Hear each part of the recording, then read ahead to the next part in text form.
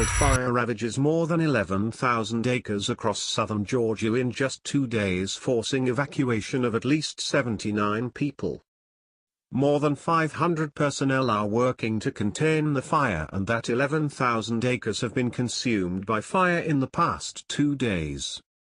A total of 129,856 acres has been burned since the fire was reported April 6. As of today, 12% of the fire that has ravaged the area has been contained, and so far some 79 people have been evacuated. County Administrator Shawn Boatright couldn't immediately say how many residents might be affected in the latter area. A temporary shelter has been opened in the gymnasium at the Folkston Elementary School. Firefighters in southern Georgia are battling to keep a fire in a wildlife refuge from spreading amid unfavorable weather conditions, and some 79 people have been evacuated from a neighboring town.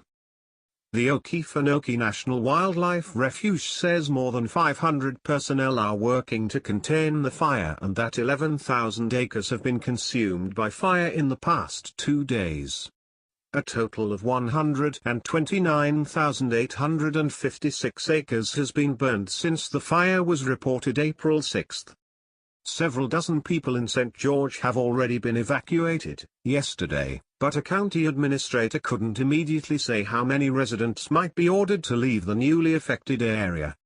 Saturday's evacuation initially included a sparsely populated rural area of Charlton County from Jim Crawford Loop Road south to St. George on the west side of Highway 121.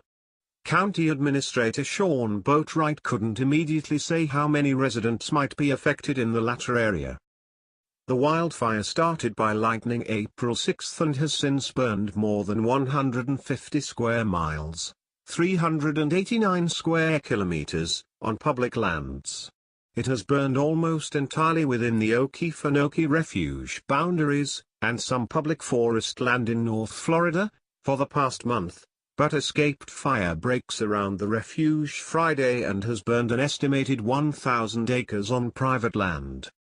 Earlier Saturday, the St. George emergency manager said the entire unincorporated community of about 2,000 people was under a mandatory evacuation order, according to West Mims Public Information Officer Michael Davis.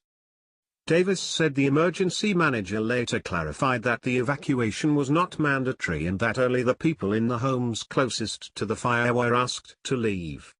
The fire is now within 3 miles, 5 kilometers, of the community, Davis said. The area, on the Georgia-Florida line, is also under a dense smoke advisory that is expected to impact visibility in the towns of St. George, Callahan, Ratliff and northern Duval County near the Jacksonville International Airport. So far, 12% of the fire has been contained. Thank you for watching. Please subscribe to us on YouTube. If you like, donate to us, visit home on the page PayPal.